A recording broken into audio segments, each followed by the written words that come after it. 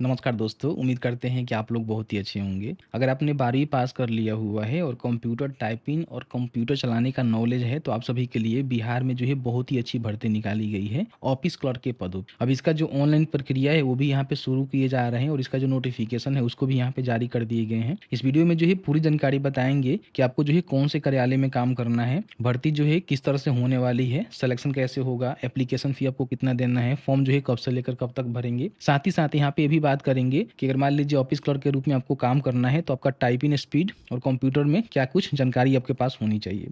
Video में आगे बढ़ने से पहले आप सभी से रिक्वेस्ट रहेगा कि अभी तक आपने इस वीडियो को सोशल मीडिया पर शेयर नहीं किया हुआ है, फेसबुक व्हाट्सएप पे, तो शेयर कर दीजिए और वीडियो को लाइक कर दीजिए। चलिए आज का वीडियो शुरू करते हैं। यहाँ पे देखेंगे तो आपका जो भर्ती होने वाला है लोअर डिवीजन क्लर्क, यानी कि जो ऑफिस क्लर्क होते हैं उनके पदों पे भर्ती होने वाली है। और इसका जो ऑनलाइन आवेदन है ना, बहुत ही जल्द यहाँ पे आधिकारिक पोर्टल के माध्यम से शुरू भी किए जा रहे हैं, जिसकी जानकारी हमने बताया हुआ है।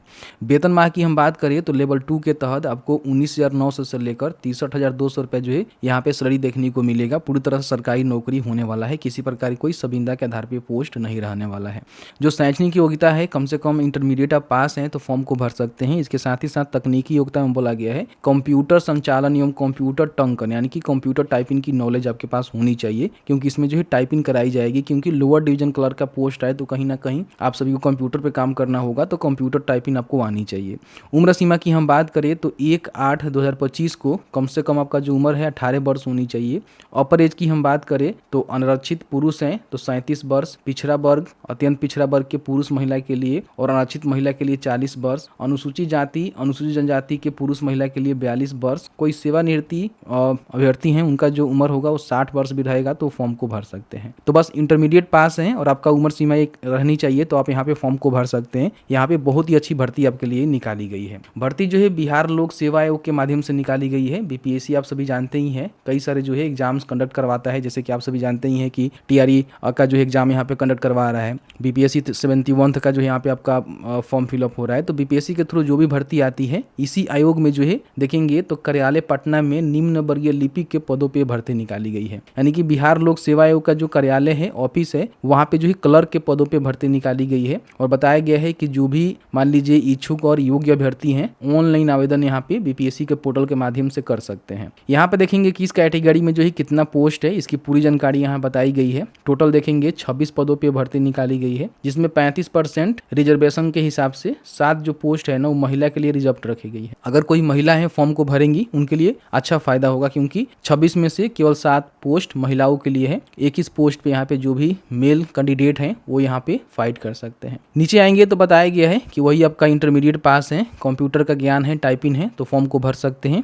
बाकी उम्र सीमा आप देख लीजिएगा, हालांकि भर्ती घट भी सकती है, बढ़ भी सकती है। ठीक है, ये जानकारी यहाँ पे निकल के आ चुका है। अब इसमें जो आपका चयन प्रक्रिया होने वाला है, इसको समझना जो है बेहद जरूरी है, क्योंकि देखिए बहुत सारे अभ्यर्थी जो है फॉर्म को भरते हैं, लेकिन जो भी चयन प्रक्रिया होता है ना, उसको नहीं समझ पाते हैं। तो समझ लीजिएगा, से कम आवेदन रहने पे जो है प्रारंभिक परीक्षा सामान्य नहीं ली जाएगी। मतलब कि जो भी प्री एग्जाम है वो नहीं ली जाएगी, केवल जो है मेंस एग्जाम होगा और आपका टाइपिंग टेस्ट होगा, उस पर भर्ती कर ली जाएगी। लेकिन आप सभी जानते ही हैं कि बिहार में छोटा सा भी भर्ती आती है तो बहुत सारे भर्ती जो है फॉर्म को भरते हैं, क्योंकि बेरोजगारी ज्यादा है। ठीक है, इन्होंने कहा हुआ है कि 40,000 से अधिक अगर आवेदन प्राप्त होते हैं तो इसका जो परीक्षा है 2 चरणों में ली जाएगी, जिसमें आपका प्रारंभिक एक परीक्षा होगा और फिर यहाँ पे दूसरे चरण में आपका जो है मुख्य परीक्षा होगा। ठीक है, मतलब कि 2 परीक्षा लिए जाएंगे, जो कि दोनों वस्तुनिष्ठ टाइप के होंगे, बहुविकल्पीय होंगे, जिसमें आपको भाग लेना होगा, जो कि हिंदी इंग्लिश दोनों में आपको देखने को मिलेगा। ठीक है, मतलब कि दोनों पेपर आपको देखने को मिलेगा, जिसमें भी कंफर्टेबल है आप अपना एग्जाम देंगे। अब इसमें आपका जो प्री एग्जाम होगा उसमें बताया गया है कि कहाँ से जो है क्वेश्चन पूछे जाएंगे। तो इन्होंने बताया हुआ है कि सामान्य अध्ययन से जो है 50 क्वेश्चन यहाँ पे पूछे जाएंगे, सामान्य विज्ञान एवं गणित से जो है 50 क्वेश्चन पूछे जाएंगे, और जो आपका मानसिक क्षमता जांच होता है, रीजनिंग होता है, जो मेंटल एबिलिटी होता है, उससे जो है लगभग 50 प्रश्न यहाँ पे पूछे जाएंगे। टोटल जो है 150 प्रश्न यहाँ पे रहेंगे और एक प्रश्न के लिए जो है 4 अंक आपको देखने को मिलेगा। ठीक है, और मान लीजिए किसी प्रकार की आप क्वेश्चन को गलती करते हैं तो प्रत्येक गलत उत्तर के लिए 1 अंक यहाँ पे काटा जाएगा। और ये जो है 2 घंटा 15 मिनट का आपका एग्जाम होने वाला है, जो कि हिंदी और अंग्रेजी दोनों में रहेगा, जिसमें जो कंफर्टेबल है आप इसको सॉल्व कर सकते हैं। ठीक है, अब यहाँ पे मान लीजिए जो भी प्रारंभिक परीक्षा होगा उसमें आप चाहें तो अपना पुस्तक भी लेकर जा सकते हैं, क्योंकि परीक्षा जो है पुस्तक रहित होने वाला है, जिसमें कहा गया है कि अधिकतम जो है 3 पुस्तक आप लेकर जा सकते हैं, एक सामान्य ज्ञान के लिए, एक गणित के लिए और एक जो है सामान्य विज्ञान के लिए। ठीक है, अब जो भी पुस्तक लेकर जाएंगे एनसीईआरटी का होनी चाहिए, फिर आईसीएसई या फिर बीएसईबी का जो बुक है वही आपको लेकर जाना है। टेक्स्ट बुक होता है वो आपको लेकर जाना है। अब मान लीजिए आप चाहेंगे गाइड लेकर चले जाएं, हम किसी बुक का जो है फोटो कॉपी लेकर चला जाए या फिर हाथ से कुछ लेकर चला जाए तो ये एप्लीकेबल नहीं होगा, ध्यान रखिएगा। केवल जो है टेक्स्ट बुक जो होता है ना वही आप यहाँ पे लेकर जा सकते हैं, इन बातों को ध्यान रखिएगा।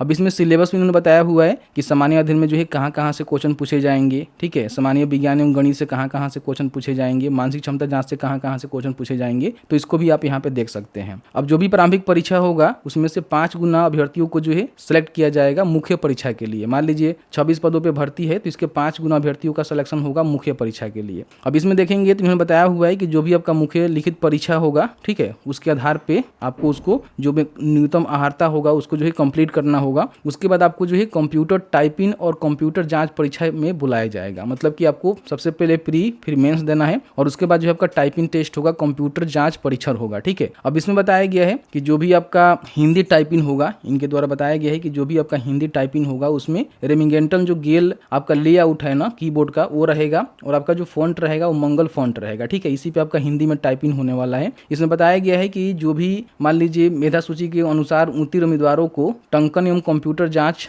में परीक्षा में सम्मिलित होना होगा। टंकन यंत्र एवं कंप्यूटर पर उम्मीदवारों को हिंदी में 30 शब्द प्रति मिनट की गति से कम 300 वर्ड 10 मिनट में यहाँ पे टाइपिंग करना होगा, ठीक है। तब जाकर यहाँ पे आपका क्वालिफिकेशन कंप्लीट हो पाएगा, मतलब कि आप क्वालिफाई हो पाएंगे। अगर 30 वर्ड पर मिनट से कम करते हैं तो फिर आप डिसक्वालीफाई हो जाएंगे, समझ लीजिएगा, ठीक है। बाकी बताया गया है कि जो भी आपका मेधा सूची है टंकन एवं कंप्यूटर जांच परीक्षा में उत्तीर्णता के पश्चात जो भी आपका मुख्य लिखित परीक्षा के प्राप्तांक होंगे, ठीक है, उसके आधार पर मेधा सूची आयोग द्वारा तैयार की जाएगी, ठीक है। लिखित परीक्षा के कुल प्राप्तांक समान होने की स्थिति में उम्मीदवारों की जन्म तिथि के अनुसार उनके अधिक उम्र वाले उम्मीदवार को मेघा क्रम के ऊपर स्थान दिया जाएगा, ठीक है। ये सारी चीजें हैं। देखिए इसमें क्या है कि जो भी आप कंप्यूटर टाइपिंग करते हैं, कंप्यूटर जांच परीक्षा होता है, उसमें उत्तीर्ण होते के बाद आपका जो मुख्य लिखित परीक्षा के आपका प्राप्तांक होगा उस पर ही मेरिट बनाकर आपको जॉब दी जाएगी। प्री वाला यहाँ पे आपका जो नंबर वगैरह है वो नहीं जोड़े जाएंगे, ठीक है। बाकी आपको जो है रिजर्वेशन का बेनिफिट मिलता है जिसके लिए आपको अपना जो डॉक्यूमेंट है वो बनवाना होगा। जैसे बिहार के आप SC ST हैं तो जाति निवास बनवा लेंगे, BC BC हैं तो अपना जाति के साथ जो बिहार से बना एनसीएल होता है, जाति तो लगेगा ही एनसीएल बनाने के लिए, तो एनसीएल बनवा लीजिएगा। फिर निवास बनवा लीजिएगा, EWS है तो EWS निवास प्रमाण पत्र आपको बनवा लेना है। तो ये सारे जो है डॉक्यूमेंट आप लगाकर अपना जो भी रिजर्वेशन का बेनिफिट है वो आप यहाँ पे उठा सकते हैं, ठीक है। उसके लिए एप्लीकेशन फी आपको जो है सामान्य अभ्यर्थियों के लिए 600 रुपये देना होगा। बिहार के कोई SC ST हैं तो 150 रुपये ही देना है। कोई विकलांग है 40% से अधिक उसको भी 150 देना है। बिहार के सभी कैटेगरी के जो महिलाएं होती हैं उनको 150 रुपये ही पेमेंट करना है। बाकी आप अन्य किसी प्रकार के उम्मीदवार है जैसे कि BC BC हैं तो आपको जो है 600 रुपये का ही पेमेंट यहाँ पे करना पड़ेगा, ठीक है। अगर अपना आधार नंबर नहीं देते हैं तो बायोमेट्रिक फी के रूप में आपको 200 रुपये एक्स्ट्रा यहाँ पे देना पड़ जाएगा। इन बातों को ध्यान रखेंगे। बाकी जो आपका ऑनलाइन आवेदन है 8 जुलाई से शुरू हो रहे हैं और 29 जुलाई तक जो है फॉर्म को ऑनलाइन मोड में भर सकते हैं। फॉर्म भरने के लिए आपको जो है शिक्षाबिंदु.com यहाँ पे सर्च करना होगा। आपके सामने शिक्षाबिंदु.com का जो ऑफिशियल वेबसाइट है देखने को मिलेगा, ओपन कर लीजिएगा। यहाँ पे देखेंगे BPSC ऑफिस क्लर्क का जो है आपको लिंक देखने को मिलेगा जिसमें सभी जानकारी बता दी गई है। नीचे आने के बाद यहाँ पे देखेंगे अप्लाई करने का लिंक मिलेगा जो कि इनका जो भी डेडलाइन है उस डेडलाइन को ओपन हो जाएगा। यहाँ से फॉर्म को भर सकते हैं, नोटिफिकेशन यहाँ से डाउनलोड कर सकते हैं, ठीक है। BPSC के पोर्टल के माध्यम से फॉर्म भरने के लिए आप सभी को जानना पड़ेगा कि इसका जो OTR है ना वो आपको करना पड़ रहा है, वन टाइम रजिस्ट्रेशन। तो इसके लिए हमने वीडियो बना दिया हुआ है कि BPSC से आई भर्ती के लिए किसी भी फॉर्म भरना चाहते हैं, कोई भी भर्ती के लिए, तो आपको जो है BPSC के द्वारा जो OTR है वो किस तरह से करना है तो उसको देख लीजिएगा कि OTR किस तरह से करना है, आपको समझ में आ जाएगा। उसके माध्यम से ही आपको फॉर्म को भरना होगा। OTR करना बेहद जरूरी है। जैसे कि आपने देखा कि मैंने जो है पूरी जानकारी बताया कि BPSC का जो कार्यालय है वहाँ पे लिपिक के पदों पे यानी कि क्लर्क के पदों पे भर्ती निकाली गई है। अगर आप इच्छुक हैं, योग्य हैं तो 8 जुलाई से अपना जो फॉर्म है वो भर लीजिएगा। फॉर्म भरने का हम वीडियो ला देंगे। बाकी हमने सभी इन्फॉर्मेशन जो इस वीडियो में डिलीवर करने की कोशिश किया हुआ है। फिर भी आपके मन में कोई भी सवाल होगा इस वीडियो से रिलेटेड बता दीजिएगा, जहाँ तक हमारी नॉलेज होगी हम आपके साथ साझा करने की पूरी कोशिश करेंगे। वीडियो देखने के लिए बहुत बहुत धन्यवाद।